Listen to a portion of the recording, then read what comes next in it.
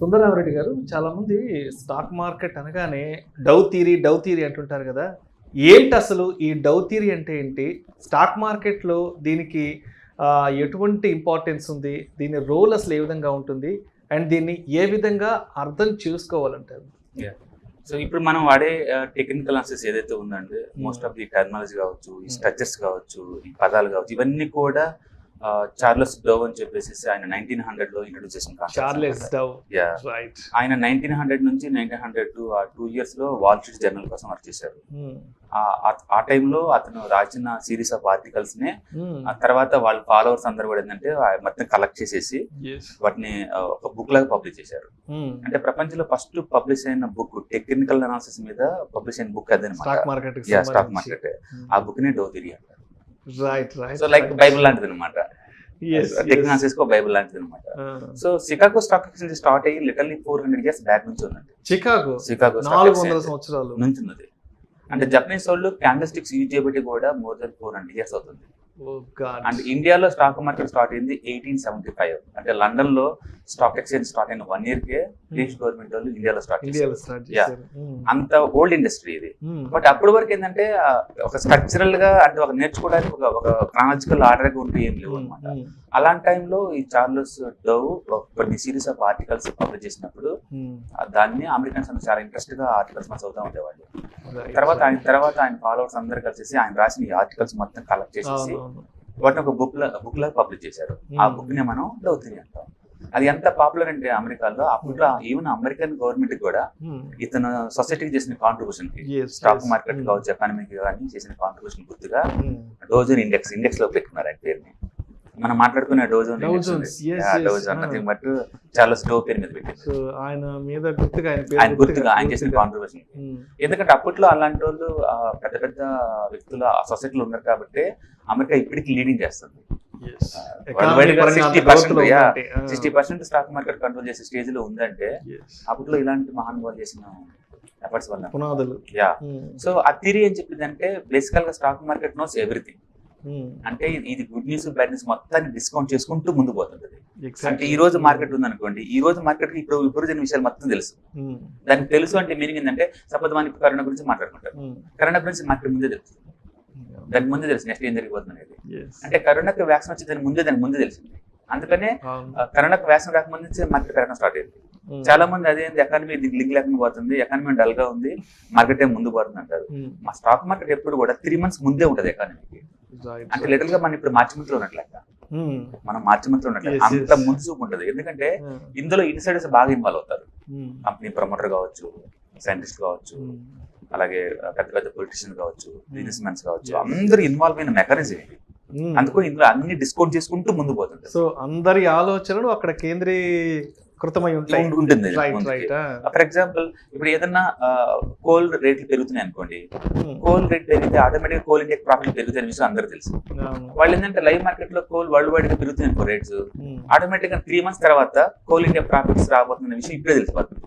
దాంతో వాళ్ళు ముందే కొనేస్తున్నారు, మార్కెట్ ముందు పోతా ఉంటది. కోల్ ఇండియాది ఎవరికి అర్థం కాదు, మాకు కామన్ పీపుల్కి అర్థం కాదు ఎందుకు కోల్ ఇండియా రేట్ ఇంత పెరుగుతుంది అంటారు. ఎందుకంటే కోల్ రేట్స్ పెరుగుతున్న విషయం మామూలుగా అర్థం కాదు కదా. ఇండస్ట్రీని ఎవరైతే ట్రాక్ చేస్తారో వాళ్ళకి అర్థం అవుతుంది. వీళ్ళు కొంటా ఉంటారు, మార్కెట్ ముందు పోతా ఉంటుంది. లాస్ట్ కి రిజల్ట్ సీజన్ వచ్చింది అనుకోండి, రిజల్ట్స్ ఎక్సలెంట్ వస్తాయి. రిజల్ట్స్ ఎక్సలెంట్ రాగానే స్టాక్ పట్టడం స్టార్ట్ అవుతుంది. అంత ఏంది మంచి రిజల్ట్ వచ్చింది స్టాక్ పడిపోతుంది అంటారు. ఎందుకంటే అది ముందే డిస్కౌంట్ అయింది కదా. ఒక గుడ్ న్యూస్ కి ఒకసారి డిస్కౌంట్ అవుతుంది, మార్కెట్ ఒకసారి రియాక్ట్ అవుతుంది, 2 సార్లు రియాక్ట్ అవ్వదు.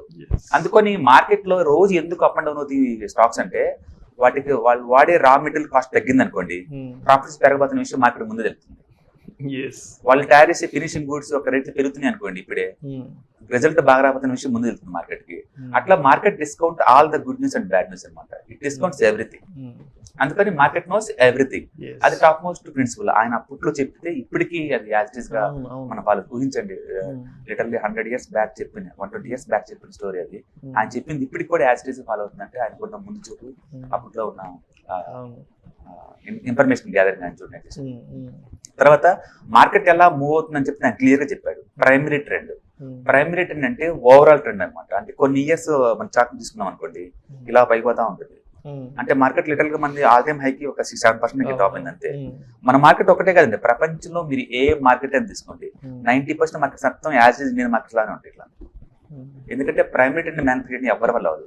ప్రపంచవ్యాప్తంగా ఎన్ని ఒకేలాగా ఉంటాయి. అంటే అమెరికాలో తక్కువ రేటుకి మనీ వస్తుంది అనుకోండి, ఆ మనీ వరల్డ్ వైడ్ గా వచ్చేస్తాయి, ఇండియాకి వచ్చేస్తాయి, అన్ని కంట్రీలకు వచ్చేస్తాయి. అక్కడ వడ్డీ రేట్లు పెరుగుతున్నాయి అనుకోండి, అన్ని కంట్రీల నుంచి తిరిగి మళ్ళీ కంట్రీకి వెళ్ళిపోతుంటాయి. అట్లా ప్రపంచం మొత్తం ఒకేలాగా ఉంటుంది ప్రైమరీ ట్రెండ్. అందుకని ప్రైమరీ ట్రెండ్ మ్యానుఫ్యాక్చరింగ్ ఎవరి వల్ల అవ్వదు. అందుకని నువ్వు అమెరికా డౌ చార్ట్ చూసి ఎకానమీ ఎలా చెప్పచ్చు, world wide economy. Indian Nifty chart చూసి వరల్డ్ వైడ్ చెప్పొచ్చు ఎలా ఉందనేది. అంతగా ఇంటర్లింక్ ఇది ప్రైమరీ ట్రెండ్. సెకండరీ ట్రెండ్ అంటే ప్రైమరీ ట్రెండ్ కి ఆపోజిట్ వచ్చేదాన్ని సెకండరీ ట్రెండ్ అంటారు. సెకండరీ ట్రెండ్ ఏంటంటే లోకల్ గవర్నమెంట్ చేసే ట్యాక్సేషన్ వల్ల కావచ్చు, లేదా ఇంపోర్ట్ ఎక్స్పోర్ట్ ఇన్సెంటివ్ వల్ల కావచ్చు, ఆ ప్రైమరీ ట్రెండ్ కి ఆపోజిట్ వస్తుంది చూసావా, దాన్ని సెకండరీ ట్రెండ్ అంటారు. సెకండ్ ట్రెండ్ టెంపరీగా ఉంటుంది, మేబీ 1 year 2 years ఉంటుంది, అంతకని ఎక్కువ ఉండదు. మళ్ళీ అది ప్రైమరీ ట్రెండ్ సపోర్ట్ దగ్గర రాగానే అది అనవసరంగా ఎందుకు పడుతుంది అని చెప్పేసి మళ్ళీ ఓవరాల్ మళ్ళీ పెరుగుతా పోతుంటది. అట్లా సెకండ్ ట్రెండ్ ప్రైమరీ ట్రెండ్ కి ఆపోజిట్ ఉంటుంది. మైనర్ ట్రెండ్స్ అంటే ఇంటర్డే కరెక్షన్స్ అనమాట, అప్ అండ్ డౌన్ అవుతా ఉంటాయి.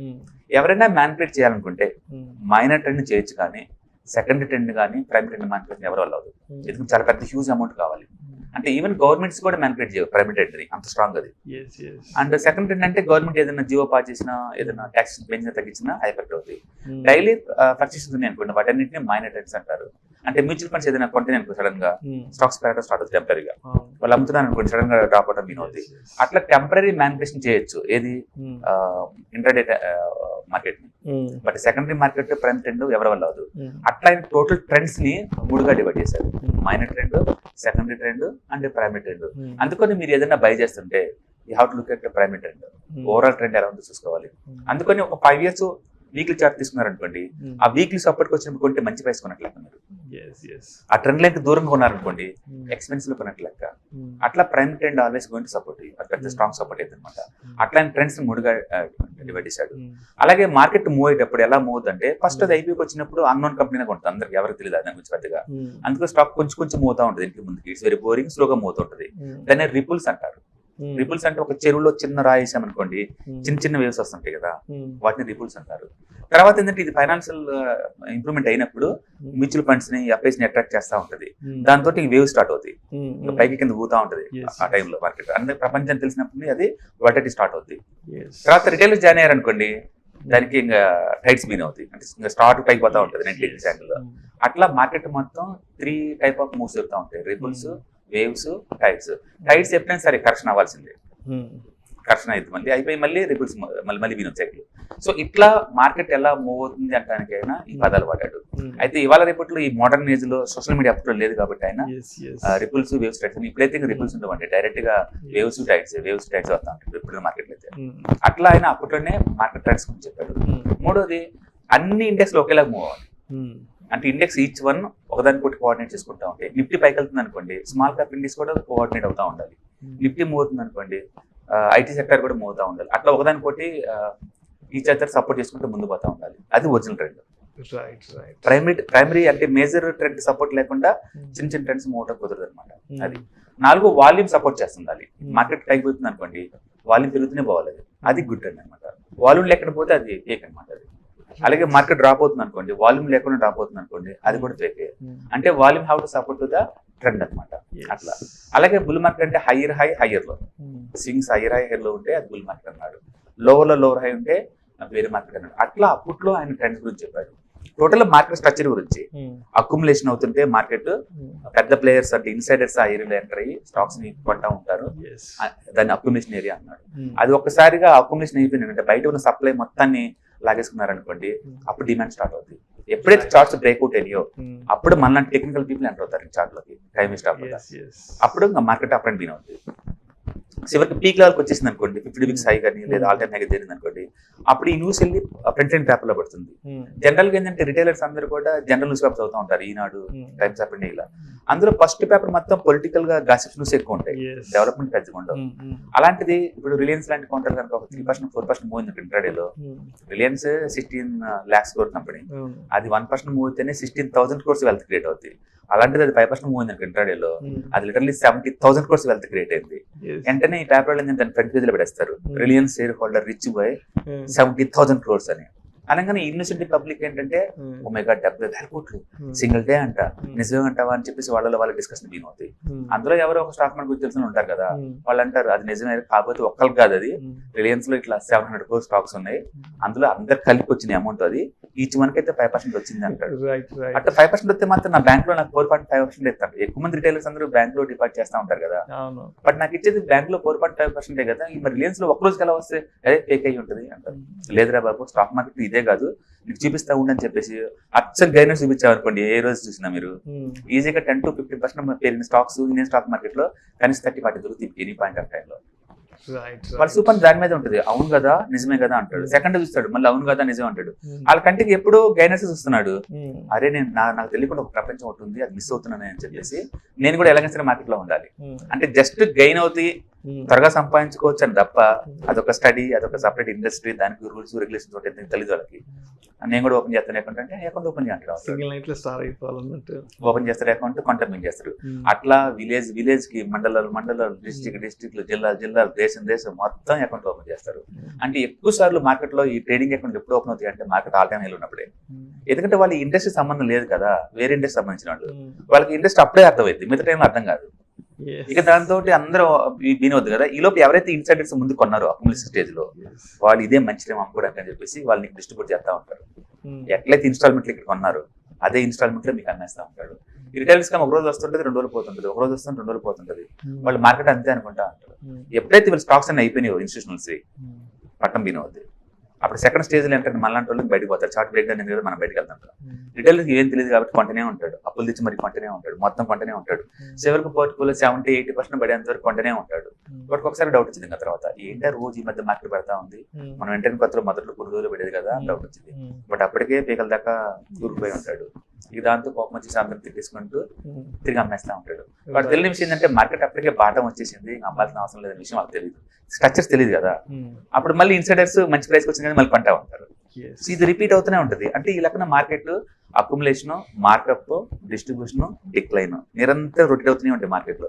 అది ఇంటర్డే కావచ్చు, డెలివరీ బేస్డ్ రేట్స్ కావచ్చు, ఏదైనా కావచ్చు. అట్లా మార్కెట్ ఈ 4 స్టేజ్ లో ఉంటుందని చెప్పేసి ఆయన 1900 లోనే చాలా స్లో చెప్పాడు. సో బేసికల్ ఈ డౌ థియరీ వల్ల ఏంటంటే మార్కెట్ స్ట్రక్చర్స్ నేర్చుకోవచ్చు, మనం మార్కెట్ లో ఐడెంటిఫికేషన్ చేసుకోవచ్చు, ఈ ట్రెండ్ లైన్స్, వాల్యూమ్స్ ఇవన్నీ కూడా. మనం ఇప్పుడు ఏదైతే టెక్నికల్ అనాలిసిస్ అని పేరు పెట్టి నేర్చుకుంటున్నామో ఇదన్నిటికీ ఇన్పుట్ వచ్చింది అక్కడి నుంచి అనమాట, డౌ థియరీ నుంచి అనమాట. అందుకే ఆయన ఇది father of the technical analysis అంటారు. ఆయన చెప్పిన ప్రిన్సిపల్స్ ఇప్పటికంటే మనం ఎంత టెక్నాలజీ వాడినా, ఎన్ని మోడర్న్ టెక్నిక్స్ వాడినా కూడా అప్పట్లో ఆయన చెప్పిన ట్రెండ్ ఈజ్ యువర్ ఫ్రెండ్ అని కావచ్చు, హిస్టరీ ఆల్వేస్ రిపీట్ అని చెప్పొచ్చు, మార్కెట్ నోస్ ఎవ్రీథింగ్ అనొచ్చు, it's discount all the news అని కావచ్చు. అప్పటి నుంచి ఇప్పటికి కూడా రిలవెంట్ ఉంటుంది మార్కెట్ లో కూడా. అందుకని మనం వాడే ఈ trend lines, up and down, support resistance, market structures అన్ని కూడా డౌ నుంచి వచ్చింది. అట్లా టోటల్ స్టాక్ మార్కెట్ తెలుసుకోవడానికి మనం డౌ థియరీ.